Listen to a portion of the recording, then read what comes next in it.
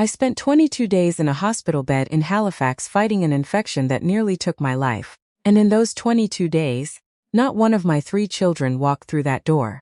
Not Ryan. Not Audrey. Not Margaret. I want you to sit with that for a second, because I had to sit with it for a lot longer than a second.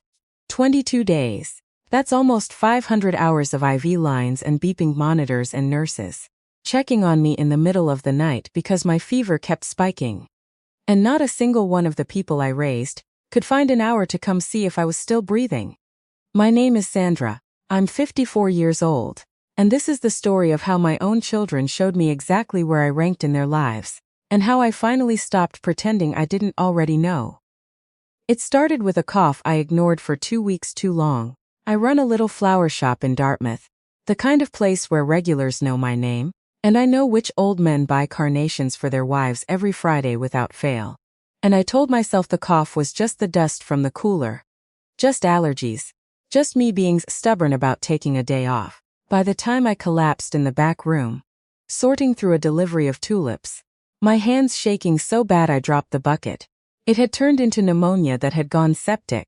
My assistant Lou found me on the floor and called the ambulance herself. Because apparently in a real emergency, the woman I'd hired 8 months earlier had more presence of mind than my own children would show for the next 3 weeks. I called Margaret first from the gurney, because she's my middle child, and the one I always assumed I was closest to. My oxygen levels were low enough that the paramedic kept glancing at me while I talked, like he wasn't sure I should be using my breath on a phone call. I told her I was being rushed to the QEI, that they thought it was sepsis, that I was scared. There was a pause on her end, the kind of pause where you can hear someone deciding how much this is going to cost them. "Oh my God, Mom, that's awful," she said. "Keep me posted, okay? I've got Sophie's dance recital tonight and I really can't miss it." And that was it. Keep me posted. Like I was a weather system she needed updates on, not the woman who used to sit up with her through croup until 4 in the morning. I tried Ryan next. He's my oldest, 31, works in some kind of logistics job in Mississauga that I've never fully understood, despite him explaining it to me a dozen times. He picked up on the 5th ring, and I could hear a hockey game playing behind him. "Whoa, that sounds serious, Mom," he said, in the same tone he'd use if I told him I'd gotten a parking ticket. "You're at the QEII? Okay, well, keep me posted, they're good there." 2 of my children, 2 identical phrases, like they'd coordinated it without ever speaking to each other, which honestly might have required more effort than either of them put into calling me back. I didn't even bother trying Audrey, my youngest, because Audrey and I hadn't spoken in almost a month, not since she'd asked to borrow $800 for a temporary situation, and gotten defensive when I asked gently what the situation actually was. Guys, instead, 4 words. Going to the hospital. She left it on red for 9 hours. The infection moved fast once I was admitted. There's a stretch of those first 3 days I genuinely don't remember. Just fragments. The cold of the contrast dye before a scan. A doctor's voice telling someone I wasn't fully aware of yet, that my numbers weren't where they wanted them. What I remember clearly is surfacing out of that fog. On day 4, my throat raw.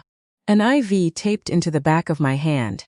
And looking toward the door of my room the way you look toward a door when you're hoping, against your better judgment, that someone's going to walk through it. The chair beside my bed was empty. It stayed empty more or less for 22 days. I want to be fair, because even now, even after everything, I think fairness matters more than it gets credit for. Margaret texted. Not often, but she texted. "Hope you're feeling better" on day 5. With a little praying hands emoji. Like I had a head cold and not a body that kept trying to crash on me. Ryan called once, for maybe 4 minutes, mostly to ask if I still had the ladder he'd left in my garage 3 summers ago. Before remembering, almost as an afterthought, to ask how the treatment was going. Audrey sent exactly 1 message the entire time I was in that hospital, and it wasn't until day 14. And it wasn't to ask how I was. It was to ask if I'd seen her TD debit card, because she thought she might have left it at my place the last time she visited, which for the record, had been 5 months earlier. I watched the woman in the bed by the window have a parade of visitors. Her daughter brought her tea from a real teapot, an actual teapot, smuggled in past the nurse's station. Because her mother hated the hospital's hot water, Her grandkids brought drawings that she taped above her bed, until there was barely any wall left showing. There was a nurse on the overnight shift named Margie, who used to sneak me extra pudding cups and sit with me for 10 minutes at the end of her rounds, because, in her words, somebody around here ought to fuss over you a little. Love. A nurse who'd known me 11 days cared more about whether I made it through the night than the 3 people who'd called me mom their entire lives. I cried more in that hospital from being forgotten than I ever did from the actual sickness. And there's something about that particular kind of pain. It doesn't just hurt while it's happening. It rearranges something in you, quietly, permanently. It teaches you, one long silent night at a time, exactly where you sit on a list you didn't know you were on. And once you've learned a lesson like that, there's no unlearning it. There's only deciding what you're going to do with it now that you know. They discharged me on a Wednesday afternoon. Nobody came to drive me home. I called a cab with hands that still hadn't fully steadied, and I let myself into a house that hadn't been checked on in 3 weeks. The mail was wedged so tight in the box I had to pry it loose. My basil plants on the windowsill, the ones I'd babied through 2 winters, were curled up and dead. I sat down on my own kitchen floor that first night, too tired to even make it to the couch, and I made myself a promise. The kind you make when you finally stop bargaining with yourself. I promised I would never again confuse I gave birth to you with you love me. I would never again let obligation wear the costume of love, just because it was convenient for everyone but me. And I promised that the next time my children needed something, I would finally let myself say no. I didn't have to wait long to find out if I meant it. About a month after I came home, almost to the day, my phone lit up with a text from Margaret. Not how are you feeling? Not I'm sorry I wasn't there. Just, hey mom. So exciting news, Sophie got into the competitive dance program and we need new pointe shoes and a costume for provincials. It's around $1,600 all in, could you help us out? You know how much this means to her?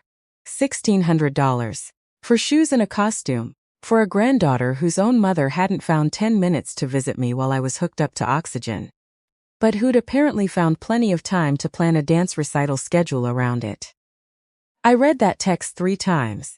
I actually laughed out loud, sitting alone at my kitchen table, the kind of laugh that has nothing funny underneath it, just disbelief looking for somewhere to go. I want to tell you a bit about Margaret, because the context matters here. Margaret is 45 minutes from me by car. Margaret has, for most of her adult life, been the one I bent over backward for, the one I co-signed a car loan for at 23. The one I drove 3 hours round trip to babysit Sophie every second weekend for years without ever once being asked to.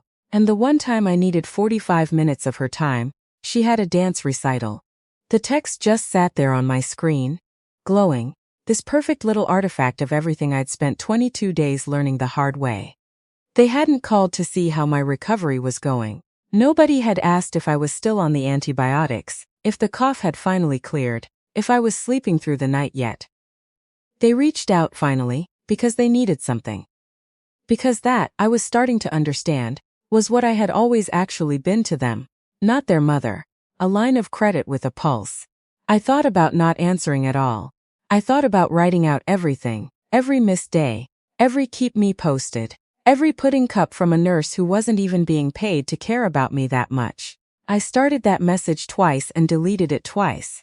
Because somewhere in the second draft I realized something. They didn't deserve my explanation. They certainly didn't deserve the kind of careful wounded anger that takes real effort to put into words. They deserved exactly the effort they had shown me. So I opened my banking app. I e-transferred Margaret $2. In the message field, where you're supposed to write something like happy birthday or thanks for dinner, I wrote, break a leg. Then I put my phone face down on the counter and went to bed, and I slept better that night than I had in over a month. I want you to picture the next morning, because I certainly did, lying there before my alarm went off, almost amused at myself for how calm I felt. And honestly, my imagination undersold it. My phone was a disaster by 9 a.m. 14 missed calls from Margaret, a string of texts from Ryan, a man who had called me exactly once during 3 weeks in the hospital. Suddenly composing what amounted to a small essay. And then finally, a message from Audrey, the first words she'd sent me in over a month, that weren't about a missing debit card. Are you actually serious right now, Mom? $2? Margaret is humiliated. She literally told the whole family chat about it, and now everyone thinks you're punishing Sophie for no reason. This is supposed to be a happy thing and you're making it weird. Making it weird. I sat with that phrase longer than I probably should have. As if surviving sepsis alone. As if grieving 22 days of an empty chair. As if dead basil plants and a pried open mailbox. As if all of that was somehow a stunt I'd pulled just to ruin a dance recital. I didn't respond to any of them that day. I let the messages pile up the same way my mail had piled up while I was in that hospital, untouched, accumulating, turning into its own kind of evidence. It was Ryan who finally called me on an actual voice line, 2 days later instead of texting.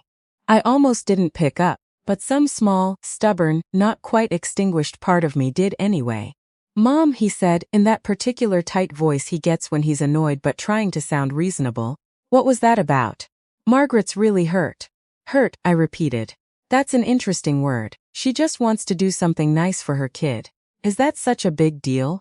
And something in me that had been holding still for 22 days finally cracked open. I had pneumonia that turned into sepsis a little over a month ago, I told him. Did you know I was in the ICU for the first 4 days? Did you know that? Silence on his end. No, he said quietly. I didn't realize it was that serious. You didn't realize, I said. Because none of you asked.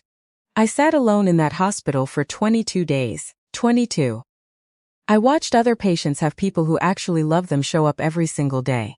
A nurse brought me pudding because she felt sorry that nobody else did.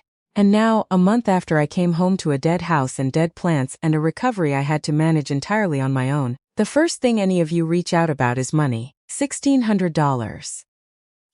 That's not fair, Mom, Ryerson said. We were all just busy. Busy, said. For 22 days. All 3 of you. Busy. He didn't have anything to say to that, because there isn't an answer. There's no version of busy that explains a family that managed to make time for recitals and brunches, and asking after a missing debit card, but couldn't manage 1 hour for someone who almost died. So that $2, I told him, was me letting you all know exactly how much I have left to give to people who showed me, as clearly as anyone could, how much they have to give to me. You want $1,600 from someone you couldn't be bothered to call more than once in 22 days? I gave you my answer. I hung up before he could say anything back. It didn't feel like anger, not really. It felt more like finally putting down something heavy I'd been hauling around for years without admitting how much it weighed. But that wasn't the end of it. 3 weeks later, I was at my sister Brenda's place for Sunday dinner, the only sibling who'd actually shown up at the hospital, twice, with homemade chicken soup, and a stack of paperback mysteries, because she remembered I liked them. And she said something almost in passing that stopped me cold. I'm just so relieved you're all right, she said. We were all worried sick when your mother told everyone you didn't want company. I froze. What did you say? Brenda's face changed when she saw mine. Margaret told the family chat you specifically. Said you wanted to be left alone. That visitors stressed you out. That you basically asked everyone to stay away. I sat there in my sister's kitchen feeling something go cold in my chest that had nothing to do with the air conditioning. Because I never said that. Not once. I remembered with a clarity that almost hurt, telling Margaret more than once in those first awful days how badly I wanted someone there. My own daughter hadn't just failed to show up. She had built a story to cover for it and worse, had made my isolation look like something I'd chosen, my own coldness, instead of her absence. She had taken my loneliness and repackaged it as my preference. Probably so nobody in the extended family would start asking inconvenient questions about where she'd actually been. I felt sick, and underneath the sick, something a lot sharper started to settle in. I asked Brenda, carefully, if she'd be willing to show me what else had been said in that family group chat. During the weeks I was in the hospital, the one I wasn't even part of anymore, since I'd been quietly dropped from it years ago, after some forgettable squabble over a Thanksgiving seating chart. She hesitated, but eventually she handed me her phone. What I read explained a great deal. Margaret had been posting cheerful little updates the whole time I was in there. Mom's doing fine, resting up, wants her space. There was an exchange between her and our cousin Donna, dated right in the middle of my second week. The week my fever spiked again, and the doctors started using words like concerning. where Margaret wrote that she was completely swamped with recital prep and couldn't make it out to see me right now. Swamped with recital prep. While I lay in a hospital bed with a fever, they were watching closely enough to wake me for vitals every 2 hours. No mention anywhere in that chat of how serious it actually was. No fear, no urgency. Just a smooth, deliberate erasure. Engineered so nobody would think to drive out and complicate the version of events she was telling. I sat in my car outside Brenda's house for a good 20 minutes before I could make myself drive home. Just breathing. Recalculating everything. I thought I'd understood about that month. I'd believed my children's absence was ordinary neglect, the everyday selfishness of busy people with their own lives. But this was something else entirely. This was a choice, dressed up and hidden, built specifically so I would carry the abandonment quietly and alone, without even the small dignity of anyone else, knowing the truth of what had actually happened. That's when I decided $2 wasn't going to be the end of it. Not because I wanted to punish anyone for the sake of punishing them, but because I was done being the only one who knew what had really gone on. I didn't post some long, dramatic statement tagging everyone I'd ever met. What I did was quieter, and a lot more effective. I asked Brenda to add me back into that family chat, just long enough to say one thing. When she did, I posted a single message, with a timestamp nobody could argue with. A photo of my hospital discharge papers showing the dates of my admission and how long I'd actually been in there, along with one line underneath it. For anyone who was told I didn't want visitors, that's not true. I asked for someone to come every single day I was in there. I just never got one. I think people deserve to know that before this dance season goes any further.